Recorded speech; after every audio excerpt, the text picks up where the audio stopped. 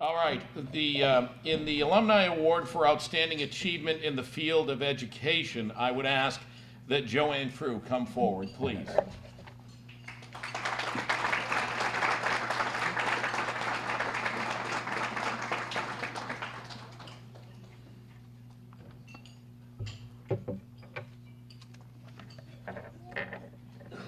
Good evening. Tonight I have the pleasure of introducing Meg Couhig Kursonis. I first met Meg in the fall of 1967. It was as our friendship grew that I became aware of Meg's commitment to teaching and learning. We shared most of our education classes, we student taught together, and then we went on to raise our families together.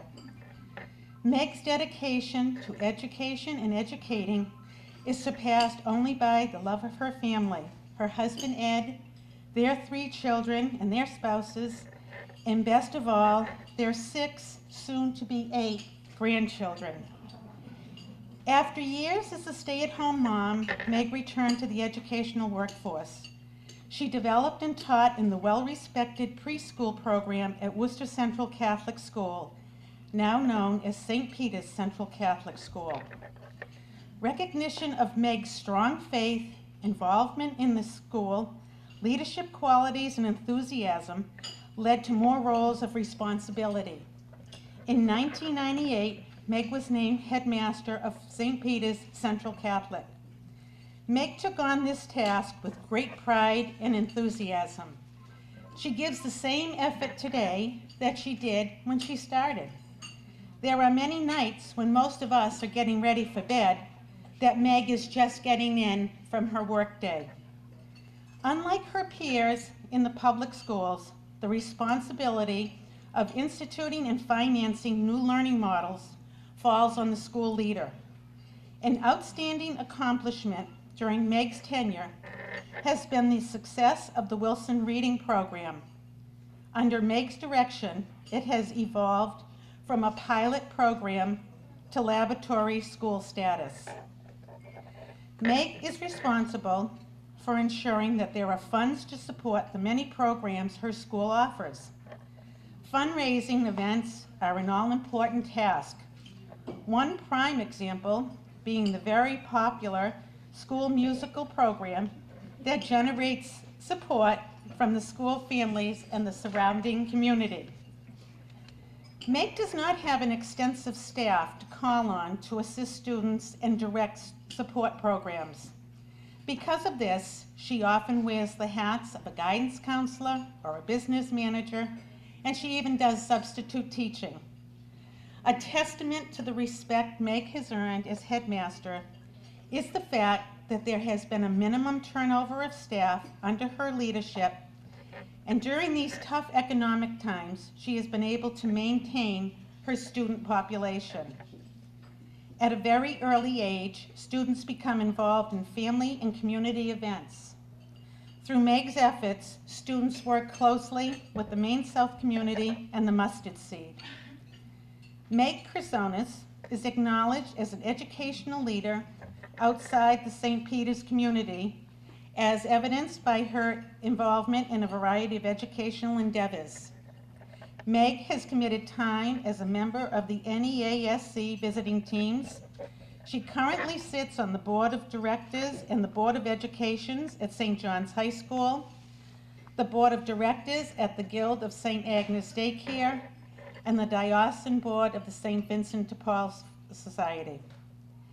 After 40 years of seeing each other every other week and observing all that she does, it is with great pride that I introduce my longtime and dear friend, Meg Couhig Kursonis, as the alumna that has made outstanding achievements in the field of education.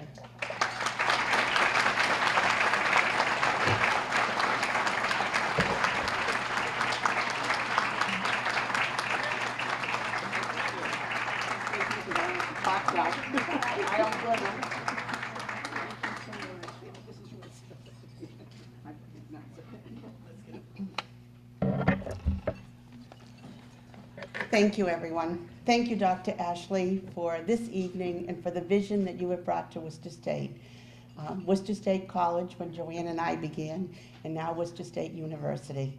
It is with great pride that I accept this award, and with a lot of humility, I sat there listening to Joanne and thinking, wow, that must be the same person.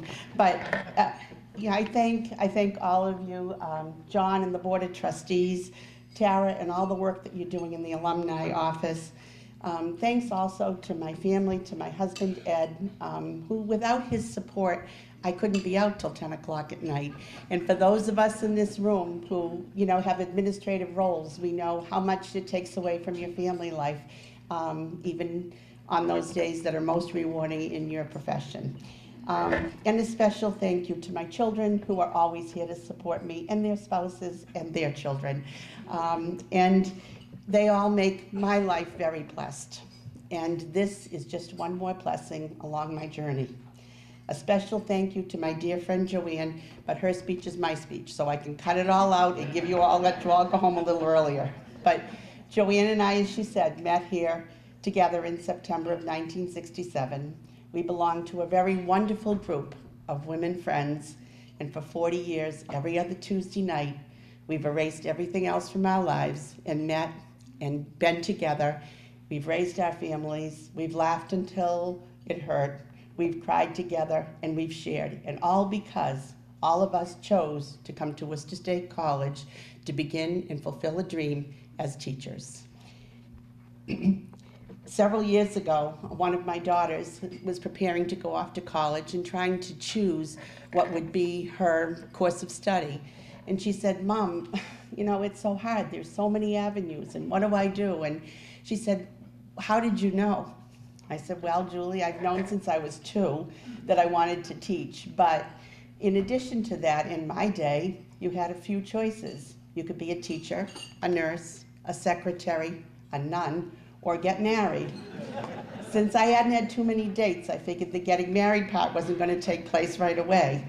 But her response to me, with all of the avenues that were open to her at her time, was, "Weren't you lucky?" And lucky I was to choose teaching and to be trained in an institution that taught us and gave us the skills to go out and to be successful in this world. We took classes. I can remember being asked to mouth the words by Mr. Chalona because my voice was horrible and he couldn't quite believe I was going to play an instrument and sing in front of kindergarten children. But we had wonderful memories. We were just talking about Winter Carnival with close and good friends, about all of the things that Worcester State brought to our lives and enriched us. We had outstanding professors like Dr. Stefanini, and who guided us and taught us how to be professionals, taught us how to dress and how to speak and how to enter into a profession that was noble, the teaching profession, the profession that teaches all other professions. And those of us carried that badge with us every single day and understood that unlike some professions where you can heal someone or you minister to someone, in teaching, very often you plant the seed and it's many, many years before you see that success.